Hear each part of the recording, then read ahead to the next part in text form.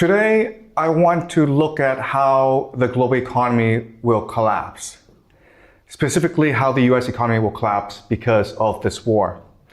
Now, the argument I want to make to you today is that financial collapse do not happen accidentally or naturally. It has to be engineered. And this is a very hard concept for us to understand, okay? So in economics, there's something called the boom-bust cycle, which basically states that in capitalism, you have the economy booming, then suddenly, for whatever reason, it collapses, okay? It's called a boom-bust cycle. And the idea is that if you study economics, they teach you that this is just a natural part of capitalism because in good times, people spend too much money. They become overconfident. And so then they waste a lot of money and then it collapses. The economy turns bad. And so you have to focus on being more lean and efficient and resilient. So think of,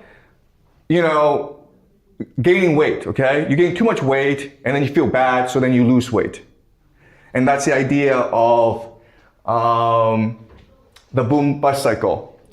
The problem, though, is that no one can explain properly how and why suddenly the bubble pops, okay?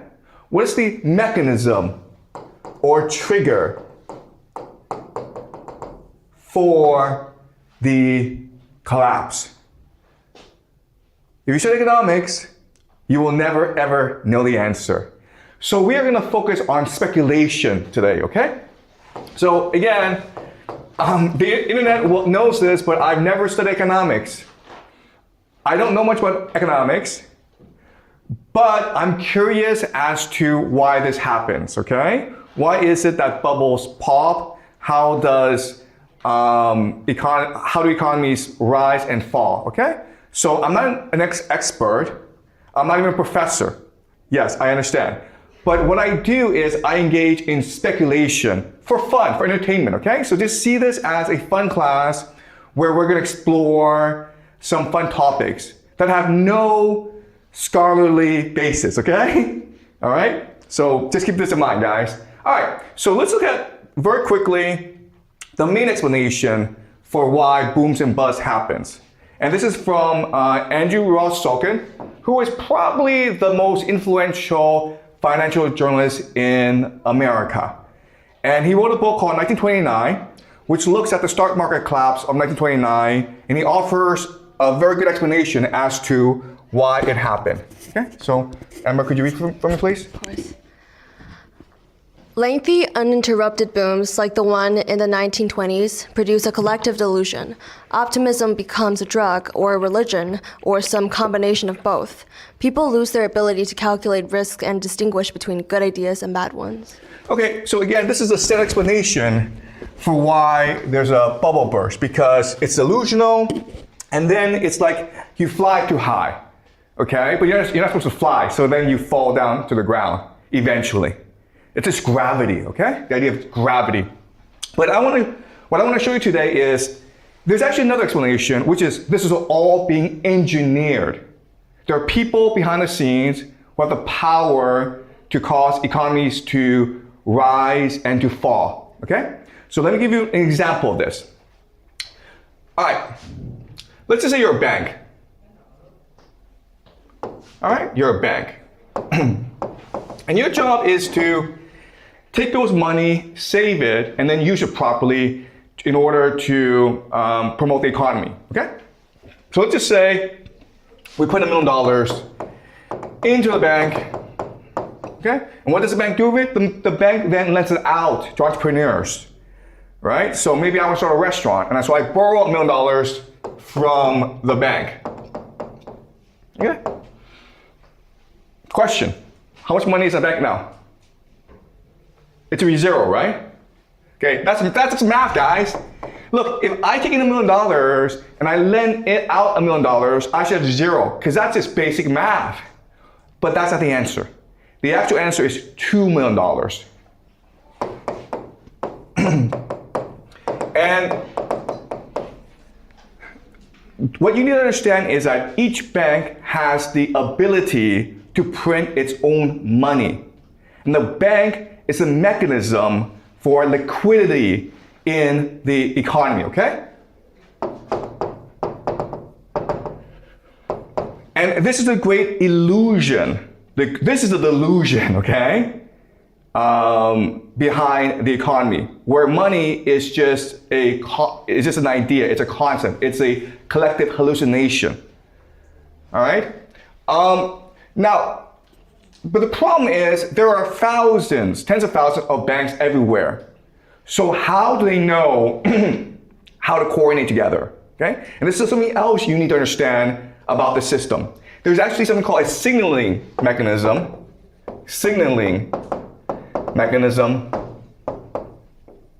Okay? So all these banks are separate, but they are linked together into something called a central bank. Okay? A central bank. And what does the central bank do? The central bank signals whether or not to lend money or not to lend money. And this mechanism is called the interest rate. Okay? Now, again, if you study economics, what they will teach you is that depending on the interest rate, if it's low, maybe 1%, or 5%, or high 5%, then that will determine how consumers behave. If the interest rate is 1%, what this means is I can go to the bank, get money, and buy a house, right? If it's too high, 5%, then I don't want to go to the bank to buy a house. And this is what you're taught in economics class. But there's actually another explanation, which is the interest rate is not to signal consumers or homeowners to buy, but rather for banks to lend or not. Okay, does that make sense? Because the banks, what they can do is, depending on the interest rate, they know that, okay, my job is to release more liquidity into the system, release more money into the system, and therefore I will make it easier to take out a loan, okay? But if the interest rate is high, then I know, okay, I must not release too much liquidity in the system, therefore I will make the loan application hard, okay? So, in other words, the interest rate is not set in order to guide consumer behavior. It is set in order to coordinate liquidity in the marketplace. Okay, does that make sense? Okay, so these are two very curious aspects of this system that people don't really understand. So, in order to understand the system, I will explain to you how the world works, okay? And I explained this before, but I want to summarize and apply it to this scenario, okay? So the first thing to understand is that we live in Plato's cave. Okay? Meaning that we're all chained to the floor and we're all watching a screen. And behind is this great fire where the elite create puppets so that we can collectively hallucinate our own reality. All right? And this mechanism that allows us to coordinate our imagination is, of course, called money. Right? So think of money as God, right? And so what money is doing is it's focusing our minds in a certain way that creates our reality. All right? So remember this idea and keep this in mind. Okay, so because of this concept, this allows us to create the world that we live in today. Okay? So remember how the world is structured. You have the empire, but then you have the game masters. Who are the game masters? They're the people in finance. Okay, and this includes Bank of International Settlements, World Bank, International Monetary Fund, Wall Street, City of London. Okay, so these are different financial organizations that coordinate together, and they are the game masters. And what they do is they control how US dollars, which is the currency of this game, they control how US dollars moves around the system, okay? So USD. And this creates, of course, the global economy. But you cannot allow people to think that they're actually a set of people manipulating this game, because then people will think this is not fair, it's not transparent, right? It's not a clean game. So what you do is you create multilateral organizations called the rules-based international order, like the WTO, UN, and you make them believe that, oh, it's these impartial organizations that actually control the game. So it's fair and it's transparent and it's accountable to the people, okay? And then you reinforce this using media, education, and culture. And together, these three will create the values and norms that make us believe that this is a fair, open, and transparent game in which we can all win, okay? So that when there's a collapse, it's not because there are people engineering this collapse behind the scenes, it's because it's a law of gravity. This just happens naturally in this game. It's no one's fault. It's just like we were too lazy and corrupt, okay? All right, so certain things to remember about the system is that this system is not as clean as you think because there are opposing forces to it. All right, and these opposing forces are forces such as nationalism, okay, or ethnic identity. Then you have social democracy, individual rights, right? And then of course you have religion. All right, so there are these countervailing forces that try to break apart the system.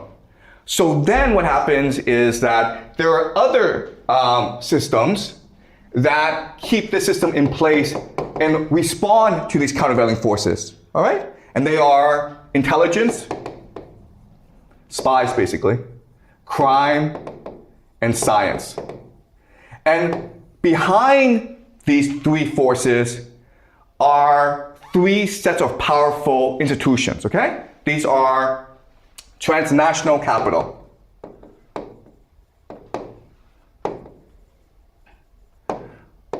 secret societies, and the last is elite families, okay? Some people call them the Illuminati, okay? It doesn't matter, all right? So this is how the world works. And underpinning this elite is something called the occult, which we'll study later on, okay? All right, so certain things that stand out about the system that you may notice is, hey guys, look. Transnational capital is also the game masters as well as the global economy, okay? This is important because, remember, this system is the parasite. And this system is a host. So transnational capital is both the parasite as well as the host. It's both the game master as well as the player. Okay? So this obviously leads to a lot of corruption.